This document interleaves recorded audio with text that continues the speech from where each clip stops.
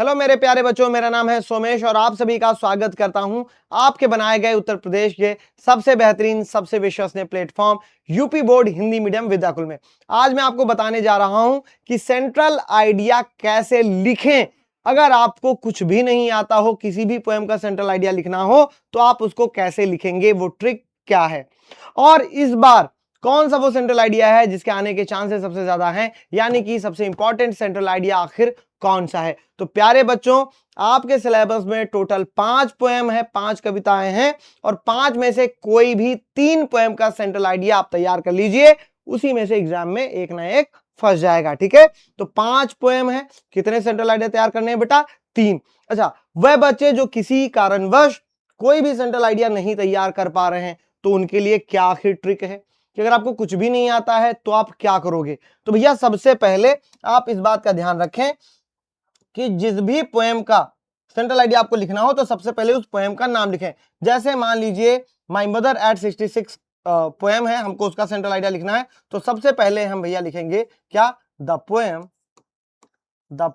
और उसके बाद आपको अपनी जो भी पोएम है उसका नाम, तो क्या है भैया? माय मदर एट 66, तो लिख दो पोएम माय मदर एट 66। ठीक है, चलो इतना लिख दिया, तो माय मदर एट 66। उसके बाद भैया अगला क्या लिखोगे? Is composed bye. कि भैया आप सबसे पहले बताओगे कि आखिर उस कविता को लिखा किसने है। Is composed bye. और उसके बाद जो भी पोएट पोएटेस हैं उनका नाम आपको लिखना है। Is composed by Kamala Das, तो आप लिख दोगे इज कंपोज्ड बाय कमला दास। ठीक है, और यहां पर लग जाएगा आपका फुल स्टॉप। तो पहली लाइन में आपको ये लिख देना है, ठीक है, कि द पोएम, फिर माय मदर एट 66, या जो भी कविता का नाम है वो आप लिख दोगे, और उसके बाद में उसको किसने लिखा है, कवि कौन है, कवित्री कौन है, उनका नाम आपको लिख देना है और ये हाईलाइट कर देना है। तो ये आप ब्लू पेन से लिखोगे और एग्जाम में इसको ब्लैक पेन से लिखोगे। ठीक है, चलो इसके बाद क्या करोगे? इसके बाद बेटा उस पोएम से रिलेटेड आपको जो कुछ भी पता है, जो भी आप जानते हो, उसकी समरी, उस पोएम में क्या क्या है, वो सारी चीजें आप बना करके लिख देना। ठीक है, लेकिन सबसे इंपॉर्टेंट बेटा ये जरूर ध्यान रखना कि आपको पहली लाइन में ये जरूर लिखना है कविता का नाम और उसको किसने लिखा है। ठीक है, अब मैं आपको पांचों पोएम का जो सबसे आसान वर्जन है सेंट्रल आइडिया का वो दिखाने जा रहा हूं, सिखाने जा रहा हूं, जरूर से जरूर देखिएगा। तो भैया पहली पोएम है my mother at 66। The poem my mother at 66 is composed by Kamala Das. तो हमारी जो कविता है माई मदर एट 66 उसको कमला दास जी ने लिखा है। The poem brings out the complexity of human relations. ये कविता मानव जो संबंध है, उनकी जो कठिनाई है, उनकी जो परेशानी है, उसको उजागर करती है। The central idea of the poem is ageing. इस कविता का जो सेंट्रल आइडिया है वो बढ़ती हुई उम्र, बुढ़ापा है, which is the eternal law of nature, जो कि प्रकृति का शाश्वत नियम है। The poetess had gone to meet her mother. Poetess अपनी माता जी से मिलने गई हुई होती हैं। whose pale face made her realize, जिनका पीला फीका चेहरा उनको आभास कराता है that her mother is getting old, कि अब उनकी माता जी बूढ़ी हो गई हैं। The poetess becomes really upset, और जो हमारी कवित्री हैं वो भैया बहुत ज्यादा अपसेट हो जाती हैं, दुखी हो जाती हैं। The poetess also mentions the close relationship which a mother and a daughter share.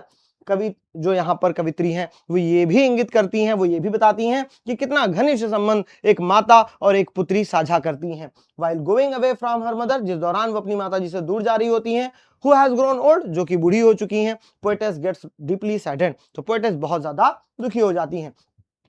Second poem है keeping quiet. The poem keeping quiet is composed by Pablo Neruda. हमारी जो कविता है कीपिंग क्वाइट, इसको पैब्लो नेरूडा जी ने लिखा है। The poem emphasises, ये कविता जोर देती है the need to keep silent for a moment, एक क्षण के लिए शांत रहने की आवश्यकता पर यह कविता जोर देती है। एंड डू नथिंग, और कुछ भी नहीं करने के लिए कहती है। It calls for self introspection, और ये हमसे आत्म विश्लेषण, आत्मनिरीक्षण करने के लिए कहती है। सो दैट, ताकि जिससे we can understand what we are doing, ताकि हम ये समझ पाए कि हम क्या कर रहे हैं। द पोएट पैब्लो नेरूडा, हमारे जो कवि हैं पैब्लो नेरूडा, आस्क अस, ये हमसे कहते हैं टू स्टॉप वॉर्स, तो हमसे ये युद्ध रोकने के लिए कहते हैं। हेट, घृणा रोकने के लिए कहते हैं। पोल्यूशन, प्रदूषण रोकने के लिए कहते हैं। किलिंग ऑफ एनिमल्स, जानवरों को मारने से रोकने के लिए कहते हैं। एंड हर्टिंग अवर सेल्स, और खुद को नुकसान पहुंचाने से रोकने के लिए कहते हैं, एज वेल एज अदर्स, और साथ ही साथ दूसरों को भी नुकसान पहुंचाने से रोकने के लिए हमें कहते हैं।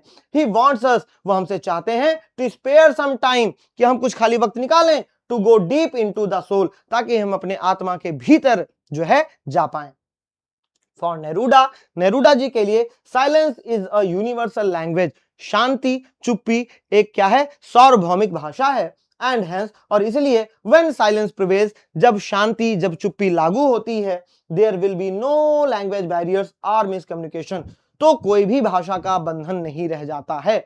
द पोएट बिलीव्स, कवि का मानना है, दैट दिस साइलेंस, कि ये जो चुप्पी है, विल चेंज अवर पर्सपेक्टिव, तो ये हमारे दृष्टिकोण को बदल देगी, एंड थिंकिंग, और हमारे विचार को बदल देगी। बिकॉज, क्योंकि it does not mean inactivity, क्योंकि इसका मतलब निष्क्रियता से नहीं है, बट पेशेंस लाइक नेचर, लेकिन इसका मतलब धैर्य से है, जैसे कि प्रकृति। थर्ड पोएम है a thing of beauty. The poem a thing of beauty is composed bye John Keats. The poem given us a message, तो ये कविता हमें संदेश देती है, that a thing of beauty is a joy forever, कि कोई भी चीज जो खूबसूरत है वो हमेशा हमेशा वाला आनंद है।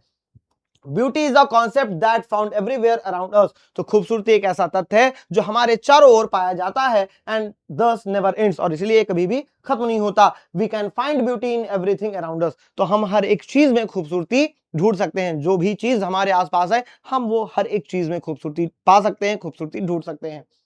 Our earth is full of innumerable beautiful things, हमारी जो पृथ्वी है वो असंख्य खूबसूरत चीजों से भरी हुई है, that are a part of nature, जो कि हमारे प्रकृति का हिस्सा है। Accordingly, और इसके अनुसार, थिंग्स ऑफ ब्यूटी इनकरेज अस, कि जो भी चीजें खूबसूरत होती हैं वो हमें प्रोत्साहित करती हैं, टू मूव फॉरवर्ड, जीवन में आगे बढ़ने के लिए, बी हैप्पी, खुश रहने के लिए, एंड बी पीसफुल, और शांत रहने के लिए। It moves away the Paul of misery, sorrow and disappointments of our life, ये आवरण हटा देती हैं दुख, चिंता, परेशानी, निराशा, हताशा का, हमारे जीवन का जो भी दुख, पीड़ा, चिंता है, उसको क्या करती हैं, उसके आवरण को हटा देती हैं। कौन हटा देता है? कोई भी चीज जो खूबसूरत होती है, यानी कि हमारे अंदर की निगेटिविटीज को, कोई भी चीज जो सुंदर होती है वो उस निगेटिविटीज का आवरण, उस निगेटिविटीज का पर्दा हटा देती है। तो ये है भैया थिंग ऑफ ब्यूटी का central idea.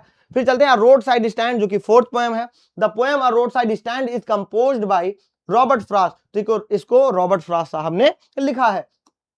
In this poem, इस कविता में Robert Frost tries to depict the lives of poor people of villages, Robert Frost ji गांव के रहने वाले गरीब लोगों के जीवन का वर्णन करने का प्रयास कर रहे हैं।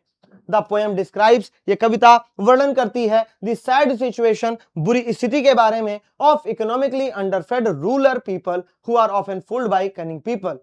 तो ये भैया जो कविता है, ये उस बुरी स्थिति का वर्णन करने का प्रयास करती है। किसकी बुरी स्थिति? इकोनॉमिकली, यानी कि आर्थिक रूप से अंडरफेड, यानी अल्पपोषित जो ग्रामीण लोग हैं, जो गांव वाले लोग हैं, उनके जीवन का वर्णन करने का प्रयास करती है। Who are often fooled by cunning people, जो कि अक्सर मूर्ख बनाए जाते हैं मक्कार लोगों के द्वारा।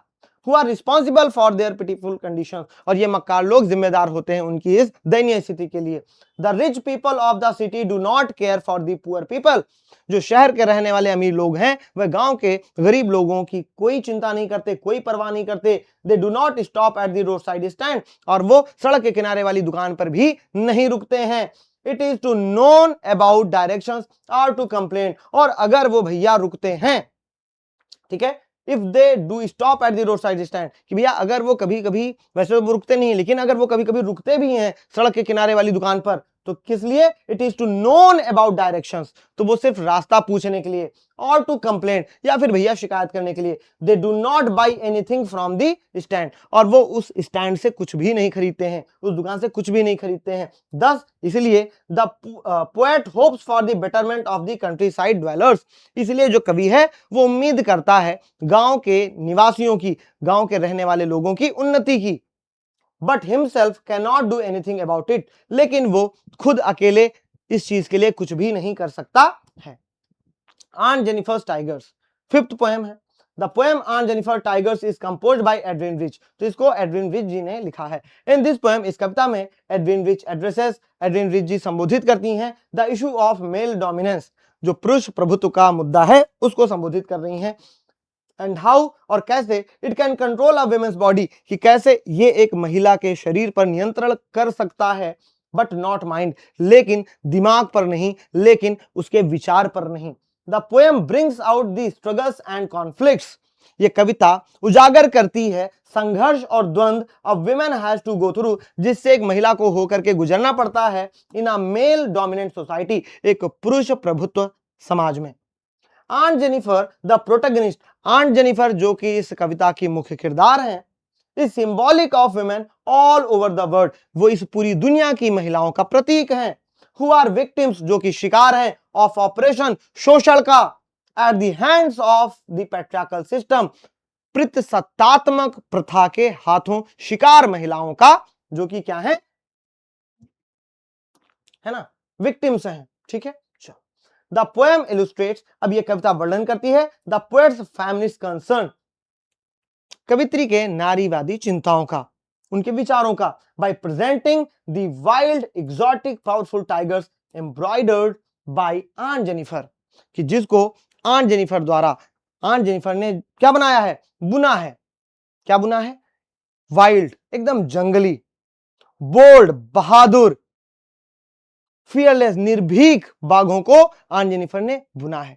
तो वो उनके जो पोएटस हैं उनके नारीवादी विचारों को दर्शा रहा है।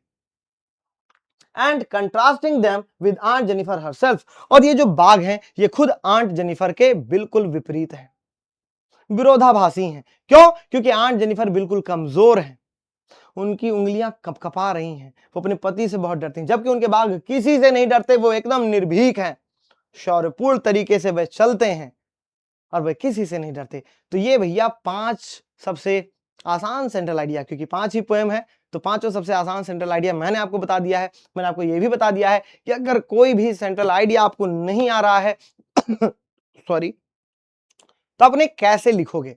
आप सभी प्यारे बच्चे कमेंट सेक्शन में जरूर बताइएगा कि इस बार इंग्लिश की परीक्षा में आप कितना इंग्लिश में स्कोर करना चाहते हैं। मिलता हूं आपसे अगली क्लास में। Thank you so much. जय हिंद, जय भारत।